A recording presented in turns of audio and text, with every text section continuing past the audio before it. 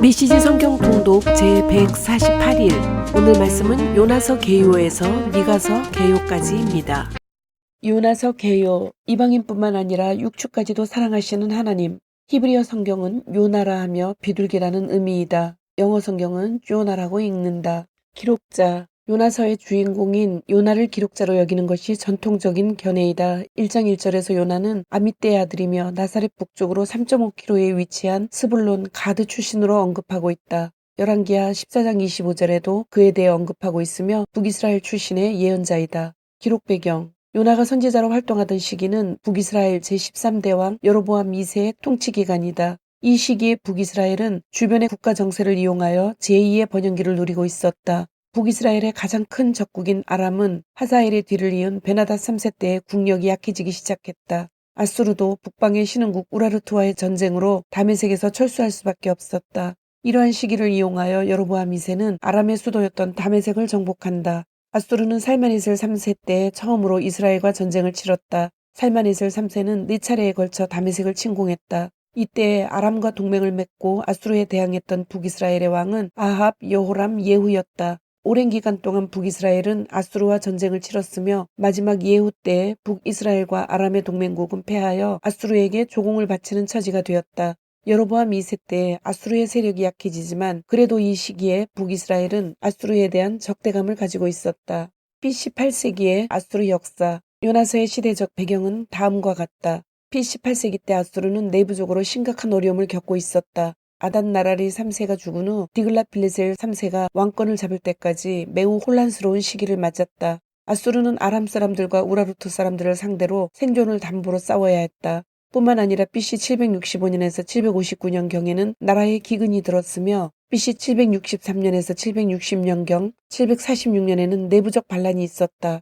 이 모든 일들이 8세기 중반에 접어드는 아수르 왕들의 권력을 매우 쇠약하게 만들었다. 이 기간 동안 아수르는 정치적으로 거의 마비 상태였으며 아수르의 중요한 군주들도 중앙 정권에 대하여 예전과 같은 충성이 아니라 형식적인 관계만을 유지하고 있었다. 아마도 이러한 정황 때문에 요나서는 아수르의 왕이라는 호칭보다 니느웨의 왕이라는 표현을 선호한 것으로 생각된다. 뿐만 아니라 이 견해에 근거하여 왕이 대신들과 더불어 내린 칙령이라는 요나서 3장 7절의 특이한 말도 설명될 수 있다. 정상적인 상황에서는 왕이 대신들의 권위에 편승해서 칙령을 내릴 필요가 없다. 이러한 정황으로 볼 때 요나가 니느웨를 방문했을 때는 니느웨 왕의 권한이 상당히 약화되었기 때문에 대신들과 함께 공동으로 칙명을 내려야 했던 것으로 생각할 수 있다. 이러한 정황을 감안한다면 요나는 BC 781년에서 759년 사이에 니느웨를 방문했던 것으로 생각된다. 아수르의 기록에 의하면 아수르 단 3세 때인 BC 763년에 니느웨 지역에 일식이 있었다.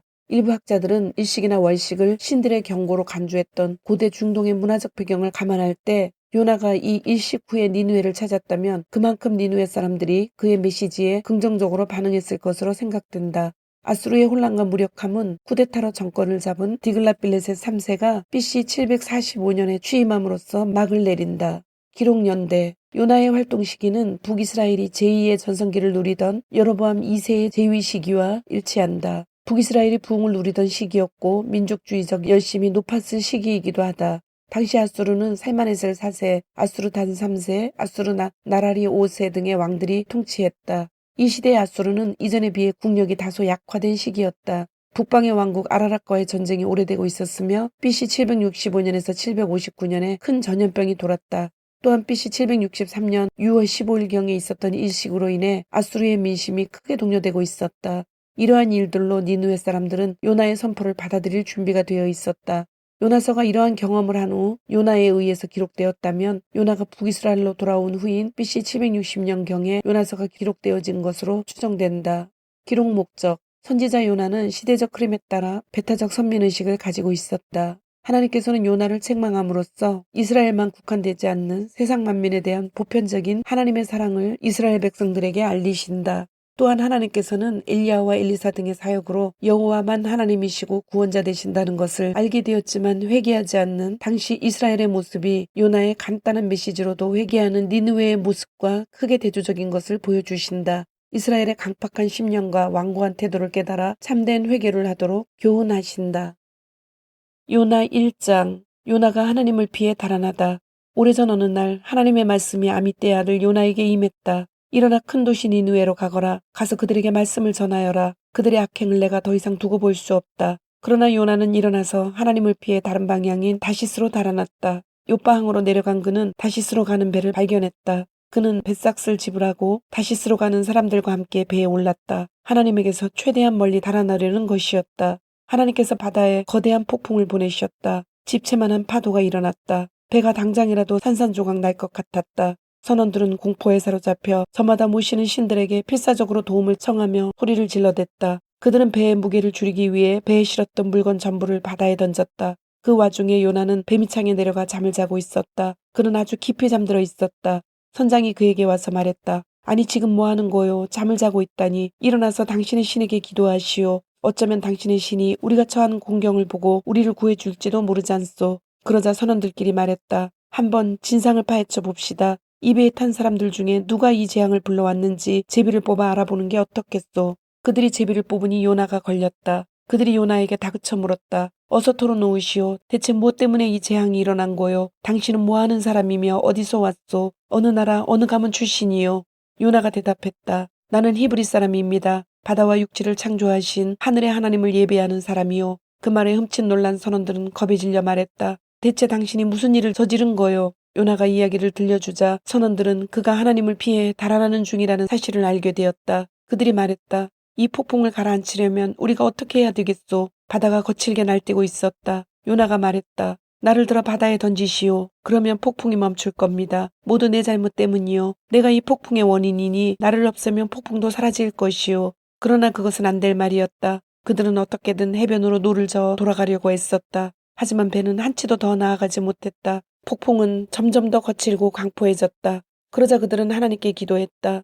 오 하나님, 이자가 살아온 삶 때문에 우리를 죽이지 말아 주십시오. 이자를 죽인다고 해서 우리를 벌하지 말아 주십시오. 주는 하나님이시니 주께서 가장 좋게 여기시는 대로 행해 주십시오. 그들은 요나를 들어 배 밖으로 던졌다. 그러자 즉시 바다가 잠잠해졌다. 선원들은 큰 충격을 받았다. 그들은 바다에 대한 두려움 대신 하나님을 향한 경외심에 사로잡혔다. 그들은 하나님께 경배했고 제물을 바치고 서약을 했다. 그때 하나님이 한 거대한 물고기를 보내시니 그것이 요나를 집어삼켰다. 요나는 사흘낮과 밤을 그 물고기 뱃속에 있었다.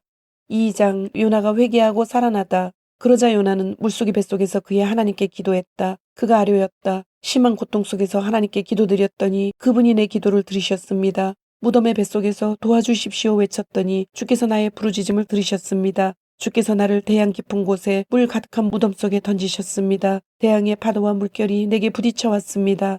나는 말했습니다. 내가 내던져졌습니다. 주의 시야 밖으로 내던져졌습니다. 다시는 눈을 들어 주의 거룩한 성전을 보지 못할 것입니다. 대양이 나의 멱살을 잡았습니다. 태고적의 10년이 나를 꽉 움켜쥐었습니다. 산들의 뿌리가 놓인 해저에서 해초들이 내 머리를 휘감았습니다. 나는 사람의 몸이 닿을 수 있는 가장 깊은 곳까지 내려갔습니다. 내 뒤에서 문들이 쾅소리를 내며 아주 닫혀버린 듯 했습니다. 그러나 하나님, 나의 하나님, 주께서 나를 그 무덤에서 끌어올려 살리셨습니다. 내 목숨이 사그라져 갈 때 내가 하나님을 기억했고 나의 기도가 주께 이르렀으며 주의 거룩한 성전에까지 닿았습니다. 헛된 신들, 가짜 신들을 예배하는 것은 유일하신 참 사랑을 등지는 것입니다. 나는 주님을 오직 하나님을 예배하며 소리쳐 감사드리겠습니다. 그리고 주 앞에 약속한 것을 이행할 것입니다. 구원은 하나님께만 있습니다. 하나님께서 그 물고기에게 말씀하시니 물고기가 요나를 해변에 뱉어냈다.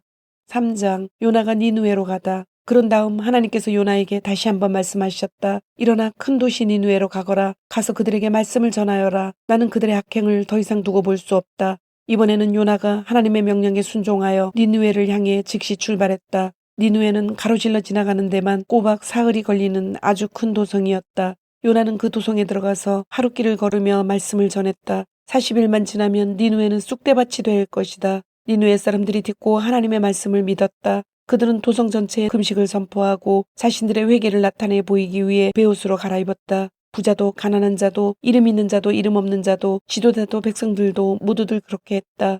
이 소식이 니느웨의 왕에게 전해지니 그도 왕자에서 일어나 왕복을 벗은 뒤에 베옷으로 갈아입고 잿더미 위에 앉았다. 그러고는 니느웨 전역에 다음과 같은 공문을 발표했다. 누구든지 물 한 모금이라도 마시거나 밥 한 술이라도 입에 대서는 안 된다. 남자든 여자든 짐승이든 너희 양떼와 소떼를 포함해 모두 마찬가지다. 사람이든 짐승이든 모두 베옷을 입고 하나님께 살려달라고 부르짖어라. 모두 악한 행실에서 돌이키고 손을 더럽히는 강포한 길에서 떠나야 한다. 누가 알겠는가? 행여 하나님의 뜻을 돌이키셔서 우리에 대한 생각을 바꾸실지, 우리에게 노하기를 그치시고 우리를 살려주실지. 하나님께서 그들이 악한 길에서 돌이키는 것을 보시고 그들에 대한 생각을 정말로 바꾸셨다. 그들에게 행하겠다고 말씀하신 일을 행하지 않으셨다. 4장. 네, 이럴 줄 알았습니다. 요나는 화가 치밀어 올랐다. 그는 분을 터뜨리며 하나님께 소리를 질러댔다. 하나님, 네, 이럴 줄 알았습니다. 고국에 있을 때부터 이렇게 될 줄 알았습니다. 그래서 내가 다시스로 도망치려고 했던 것입니다. 주님은 지극히 은혜로우시며 자비로우신 분이라는 것을 웬만해서는 노하지 않으시고 사랑이 차고 넘치며 벌을 내리려고 했다가도 툭하면 용서해 주시는 분이라는 것을 내가 진작부터 알고 있었습니다. 그러니 하나님, 저들을 죽이지 않으실 거라면 나를 죽여주십시오. 차라리 죽는 게 낫겠습니다. 하나님께서 말씀하셨다. 대체 무엇 때문에 화를 내는 것이냐? 그러자 요나가 자리에서 일어났다. 그는 씩씩거리며 도성 동쪽으로 나가 앉았다. 그는 잎이 많은 나뭇가지를 꺾어 임시로 햇빛 가리개를 만들고 그 그늘 밑에 앉아서 도성에 무슨 일이 일어나는지 지켜보았다. 하나님께서 넓은 잎사귀를 가진 나무 하나가 땅에서 솟아나오게 하셨다. 그 나무가 요나 머리 위로 자라서 그를 시원하게 덮어주니 그의 화가 누그러지고 기분도 한결 나아졌다. 그는 그 그늘을 즐겼다. 다시 살맛이 났다. 그러나 하나님께서 벌레를 한 마리 보내셨다. 그 벌레가 다음날 새벽까지 그 그늘나무를 갉아 구멍을 내자 나무는 시들어버렸다. 해가 솟았고 하나님께서 푹푹 찌는 뜨거운 동풍을 보내셨다. 해가 요나의 머리 위에 내리쬐니 그의 정신이 혼미해지기 시작했다. 그는 죽고 싶다며 기도했다. 차라리 죽는 게 낫겠습니다. 그러자 하나님께서 요나에게 말씀하셨다. 내가 이 그늘나무를 가지고 화를 내는 것이 옳으냐? 요나가 대답했다. 옳다마다요. 그것 때문에 화가 나서 죽겠습니다. 하나님께서 말씀하셨다. 그래, 내가 아무 수고한 것도 없는 그 나무에 대해 내 마음이 하룻밤 사이에 즐거움에서 분노로 바뀌었단 말이냐. 그 나무는 내가 심지 않았고 물 한 번 준 적 없으며 그저 어느 날 밤에 자랐다가 다음 날 밤에 죽었을 뿐이다. 그렇다면 아직 옳고 그름을 분별하지 못하는 철부지 같은 자들이 12만 명이나 되고 아무 죄 없는 동물들이 가득한 이 큰 도성 니누웨에 대해 내가 내 마음을 분노해서 즐거움으로 바꾸지 못할 까닭이 무엇이란 말이냐. 아멘, 아멘. 미가서는 7장으로 주와 같은 신이 어디 있으리이까. 남유다 11대 왕인 요담의 통치 말기인 BC 735년에서 13대 왕 히스기야 왕 통치 말기인 BC 700년경 사이에 미가 선지자에게 주신 하나님의 말씀입니다. 세 개의 큰 주제로 나눌 수 있는데 1장부터 3장까지는 하나님의 징벌로서 하나님의 백성들에게 임할 임박한 심판, 내용은 사마리아와 예루살렘을 향한 심판, 심판의 이유와 남은 자의 회복 약속, 지도자들을 향한 심판. 두 번째는 4장에서 5장까지로 하나님의 약속으로 하나님의 백성에게 도래할 메시아의 나라의 약속입니다. 내용은 여호와의 날에 임할 나라와 남은 자의 회복, 메시아의 오심과 통치. 세 번째는 6장, 7장으로서 하나님의 백성에게 임한 심판과 용서를 강구하는 미가의 신실함. 내용은 하나님의 소송과 미가의 답변, 피할 수 없는 심판을 슬퍼하는 미가의 탄식, 이스라엘의 회복을 위한 미가의 기도. 미가서 서론. 예언자는 말을 사용하여 세상을 재창조하는 사람이다. 세상 만물은 하늘과 땅, 남자와 여자, 들짐승과 날짐승 할 것 없이 모두 본래 하나님의 말씀으로 창조되었다. 예언자는 폐허가 된 세상의 도덕적 황폐와 영적 무질서를 목도하고 인간의 불순종과 불신이 허물어뜨린 것을 다시금 말로 재건하는 사람이다. 예언자는 하나님께로부터 말하는 법을 배운 이들이다. 그들의 말은 하나님께 뿌리를 둔 말, 하나님을 힘입은 말, 하나님의 열정이 서린 말이다. 그 말이 우리 공동체의 언어로 표현되면 우리는 하나님께 불려가 그분 앞에 서게 된다. 인간의 죄가 만들어 놓은 엉망진창 속에 들어오셔서 견책하고 회복시키시는 하나님 앞에 서게 된다. 하나님께서 말씀하신다. 그 중대한 날이 오면 나는 상처 입고 집 잃은 모든 자들, 내게 맞고 쫓겨난 모든 자들을 다시 불러 모을 것이다. 찌그러졌던 그들을 엘리트 집단으로 변모시킬 것이다. 오래 길 잃은 그들을 강한 민족으로 만들고 하나님이 통치하고 있음을 나타내 보이는 전시품으로 삼을 것이다. 이제부터 영원까지 내가 시온산에서 그들을 다스리고 있음을 알릴 것이다. 미가서 4장 6절 7절.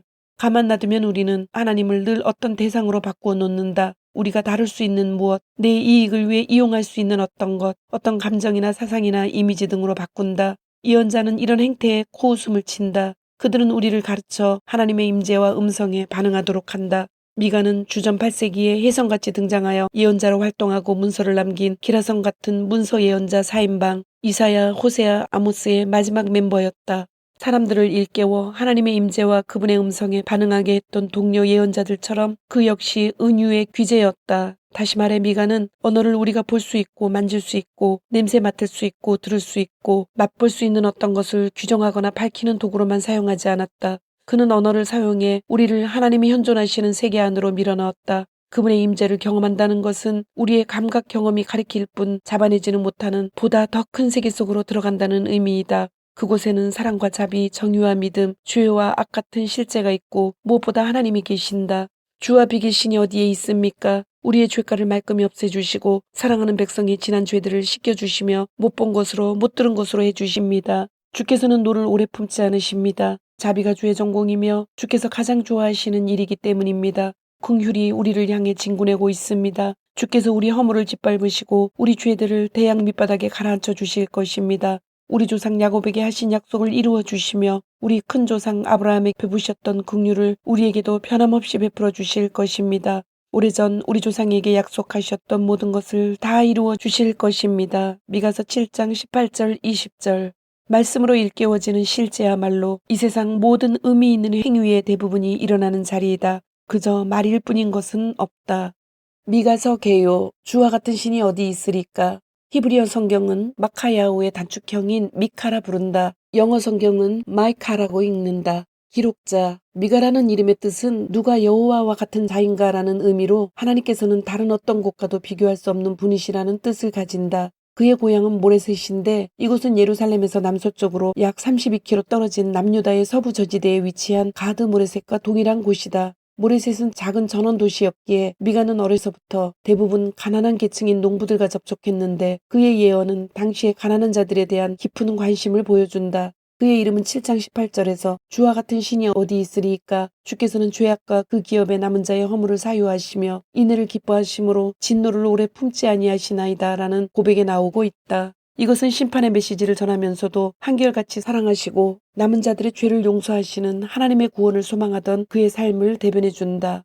기록 배경 BC 735년에서 700년경 아수르는 고대 중동 지역을 정복하려는 야망에 불타 있었다. 이 같은 야망을 품고서 디글랏빌레셀 3세, 살마네셀 5세, 사르곤 2세, 사네립으로 이어지는 아수르의 통치자들이 북이스라엘과 남유다를 정복하려고 했다. 아수르의 지속된 위협에 북이스라엘은 BC 722년 멸망하였고 남유다는 BC 701년 사네립의 침공으로 멸망 직전까지 가는 위험에 처하기도 했다. 이와 같이 이스라엘과 남유다는 당시 최강국이었던 아수르의 침략 위협에 직면하고 있었다. 북이스라엘은 아수르의 침략에 대항하여 BC 722년 사르곤 2세에게 멸망을 당했다. 반면 남유다의 아하스 왕은 아수르와 동맹을 맺는다. 아하스 왕의 선택으로 남유다는 아수르의 종교를 받아들이고 아수르 왕을 섬기며 조공을 바치는 속국이 되었다. 아수르의 속국이 되어 나라를 유지할 수는 있었지만 아수르에 바쳐야 하는 조공으로 말미암아 남유다의 경제는 파탄 지경에 이르게 된다. 이러한 상황 속에서 지도자와 재판관과 거짓 선지자들은 돈만을 추구하여 백성을 더욱 수탈하였다. 돈과 권력 앞에 정의는 사라졌고 하나님의 백성으로서의 분부는 잊어버렸다. 이처럼 미가는 외적으로는 아수르의 침략 위험을 받고 있으며 내적으로는 지도계층의 부패가 극에 달했을 때 북이스라엘과 남유다를 향하여 하나님의 심판을 경고하였고 장래에 메시아의 오심으로 회복될 남유다의 구원에 대한 메시지를 선포했다. 아하스와 히스기야 시대는 아수르에 종속된 기간이었다. 디글랏빌레셀 3세로부터 시작된 아수르의 남유다 지배는 지속적인 조공과 수탈로 인하여 남유다를 피폐하게 만들었다. 또한 아하스 때의 북이스라엘과 아람과의 전쟁과 히스기야 때의 산네립과의 전쟁으로 인해 46개 성읍이 함락된 것으로 인한 고통을 겪어야 하는 시대였다. 이러한 시대에 고통받는 이들은 지도계층이 아닌 백성들이었다. 기록연대 미가서의 기록연대는 미가 선지자의 예언 활동 후반기인 BC 700년으로 본다. 그 근거로는 미가 1장 1절에 남유다 왕 요담, 아하스, 히스기야라고 기록된 미가의 예언 활동 시기에서 알 수 있다. 미가의 사역 시기는 학자들마다 약간씩 다르긴 하지만은 요담의 통치 말기인 BC 735년에서 히스기야 왕 통치 말기인 BC 700년까지 약 35년간 활동한 것으로 추측한다. 특히 미가서에는 북이스라엘 사마리아의 멸망 예언과 함께 남유다 예루살렘의 멸망이 선포된다. 사마리아의 멸망은 BC 722년이고 예루살렘의 멸망은 히스기야 왕의 교만으로 인하여 선포되었다. 이것은 바벨론 사절단이 히스기야를 만나고 돌아간 BC 701년에 있었던 사건이다. 그러므로 미가의 실제 활동 시기는 아하스 왕과 히스기야 왕의 시기이다. 미가서는 바벨론 사절단 방문 이후인 BC 700년경에 기록된 것으로 여겨진다. 기록 목적. 미가서의 기록 목적은 첫째, 남유다와 북이스라엘에게 임박한 심판을 선포하며 경각심을 주기 위해서이다. 둘째, 남유다와 북이스라엘의 악한 부자 상인들과 악한 정치 지도자, 종교 지도자들의 부패와 타락한 죄악상을 고발하고 책망한다. 셋째, 지도자들의 죄로 말미암은 나라의 멸망을 예고한다. 넷째, 이상적인 통치자인 메시아의 탄생을 예고하기 위하여 기록되었다. 모레셋 사람 미가에게 임한 여호와의 말씀으로 시작하여 북이스라엘과 남유다의 죄악으로 인한 하나님의 심판을 선포한다. 특히 지도자들의 죄악을 자세히 지적하면서 죄악에 빠져있는 모든 백성들을 책망한다. 그리고 심판 중에도 있을 남은 자의 구원과 회복을 바라보면서 성실과 인애를 더하시는 하나님의 모습으로 끝나고 있다. 아모스서가 부유한 시대의 사회 정의에 대해서 말씀하고 있다면 미가서는 어렵고 고통받는 시대의 백성들을 위한 정의를 말씀하고 있다. 주님, 오늘도 말씀을 주심을 감사드립니다. 주신 말씀대로 오늘 하루도 주님의 모습을 닮아가며 말씀대로 순종하며 살도록 은혜와 용기를 주옵소서. 예수님의 이름으로 기도드립니다. 아멘.